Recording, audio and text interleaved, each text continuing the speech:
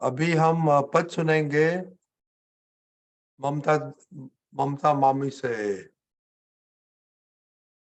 जय सच्चिदानंद। जय सच्चिदानंद। वंदन हो जिन राज हमारा, भक्त जनों ना छो शिरसाज। वंदन हो जिन राज हमारा, भव सागरनो ऊंचू प्रभासी। हारे हाथ जहाँ डूबे नहीं मुझ जीवन नैया, जालवनो मुझ लाज। वंदन हो जिन राज हमारा, हाजर तीर्थंकरणी भजना, सहजे मोक्षी मार्ग दर्शक। अष्ट प्रकारि कर्मणि भूखे, अबंधक कर्म धारा। वंदन हो जिन राज हमारा, अखंड आराधन कीर्तन की फूले दिल नासा। चरण पड़ीने हूँ विनवूँ, कर जो पूरा काज। वंदन हो जिन राज हमारा, त्रिलखम आयुषम धारक, प्राप्त करावे एक स्वलक्षज। निधि ध्यासन थी अंतिम हित सित, महिटप के अमि प्याला।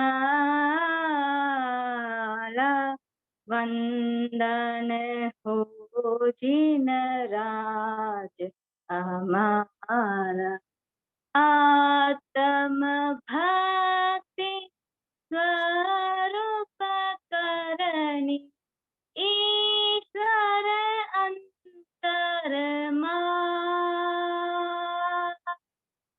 ज्ञान क्रिया छे मोक्षक जननी, छूशुदात्मा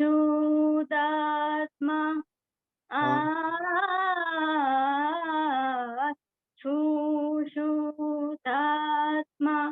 म पद नि सा नि द प म प ग म म ग प, छूशुदात्मा।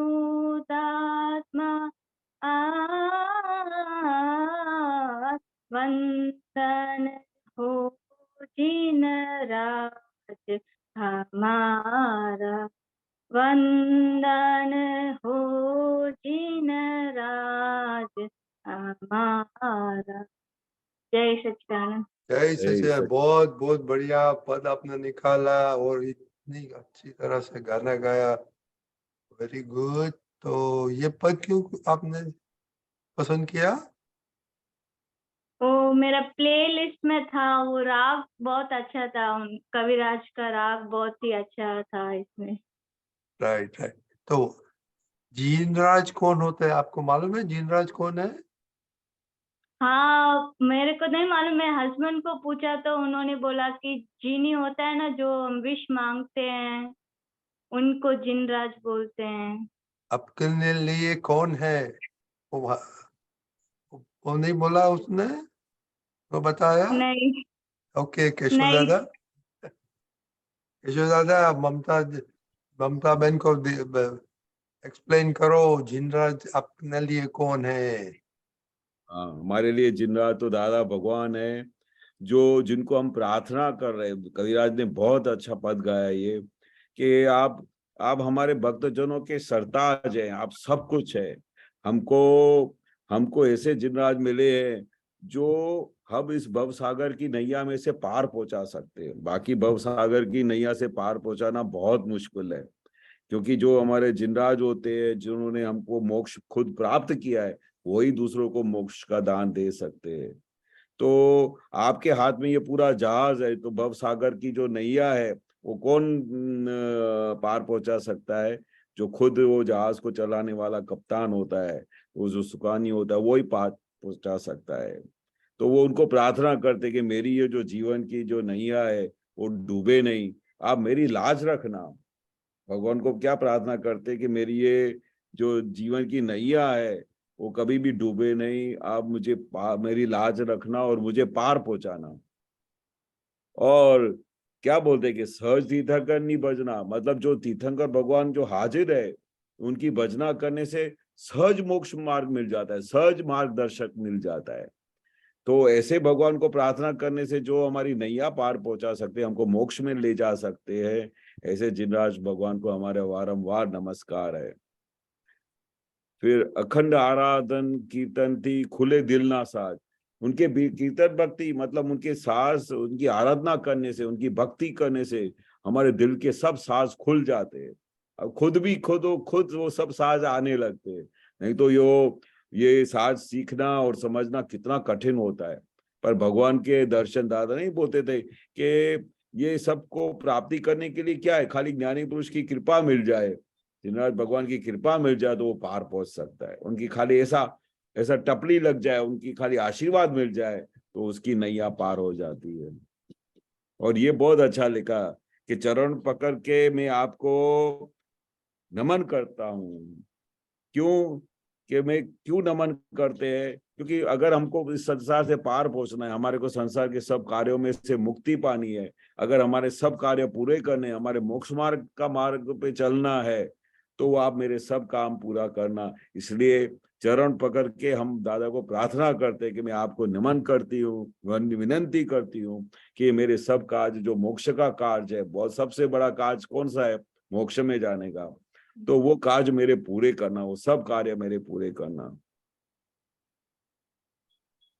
हाँ, त्रिलखम आयुष्यम धारक, मतलब जो सब आयुष्य में से पार पहुंचा सकता है, वो क्या करवा सकता है कि खुद के जो लक्ष्य है, खुद का जो स्वलक्ष्य है, उसको भी प्राप्त करने में हेल्प करता है। क्योंकि ज्ञानी पुरुष सिर्फ खाली संसार में व्यवहार और निश्चय की बात तो समझाई, पर खुद का जो लक्ष्य है कि मुझे निरंतर शुद्धात्मा के लक्ष्य में रहने का है, वो लक्ष्य प्राप्त करना बहुत मुश्किल होता है। पर वो ज्ञानी पुरुष की कृपा से हमारे को वो लक्ष्य मिल जाता है कि मैं शुद्धात्मा पद में रहूं और सबके अंदर शुद्धात्मा देखूं, तो वो मेरा प्राप्त हो जाता है ज्ञानी पुरुष की वचना से। मेरी निधि ध्यासन थी अंतिम हित सिद्ध। निधि ध्यासन से क्या होता है? ज्ञानी पुरुष की निधि ध्यासन से पूरा अंतिम हमारा ध्येय क्या है, अंतिम जो हमारा है केवल ज्ञान प्राप्त होना, हमारा फाइनल मोक्ष प्राप्त होना, वो हमारा सिद्ध हो जाता है, हमारे फेवर में हो जाता है। ज्ञानी पुरुष की जितनी भी कृपा प्राप्त हो, उनकी जितनी भी वंदना करो, उनका जितना भी निधि ध्यासन करो, उसका फल अंतिम मोक्ष मिलता है। और वहीं टप के अमी प्याला, अमी यानी मोक्ष के प्याला, मतलब उनका अमृत गिरता है। दादा नहीं बोलते रात को जब भी आप रात को सोते समय वो दादा भगवान का मुखारविंद दिखाई दे, तो वो मुखारविंद दिखाई दे और हूँ शुद्धात्मा हूँ, मैं शुद्धात्मा, ऐसा करके आप सो जाओ तो पूरी रात वो अमृत टपकता रहता है, तो पूरे अंदर हमको प्योर बना देता है। तो वो दादा खास बोलते थे, ये खास आप 5 आज्ञा में बोलते थे कि जो वो निधि ध्यासन से प्राप्त होता है, और दिन और पूरी रात को वो अमृत अमृत अंदर गिरता रहता है। अंतिम भक्ति स्वरूप करनी, ईश्वर अंतर माज, मतलब अंतिम भक्ति क्या है? स्वरूप की अंतिम भक्ति भगवान को प्राप्त करने की है। और भगवान को प्राप्त हो गए हम, तो फिर उसके अंतर में निरंतर, जैसे खुद के अंदर परमात्मा का दर्शन होता है, ऐसे बाहर भी हर जगह पे परमात्मा का दर्शन होता है। और ज्ञान क्रिया का फल क्या है? उससे मोक्ष की जननी है ज्ञान क्रिया। ज्ञान में रहे आप तो आपकी मोक्ष की जननी है। हूँ शुद्धात्मा आज, मतलब ये हमको परमानेंटली शुद्धात्मा का लक्ष्य मिल गया, ऐसे भगवान को वंदन है मेरा, बार बार नमस्कार है। खूब अच्छा पद गाया कविराज ने। मालूम पड़ गया समझा जी? हाँ हाँ, हाँ अच्छा लगा। हाँ, बहुत ही अच्छा लगा। Very good. ओके, दूसरा कुछ क्वेश्चन है आपको? नहीं, बस। ओके, जय सच्चिदानंद। वेरी जय गुड। जय सच्चिदानंद। सच्चिदानंद। जय सच्चिदानंद।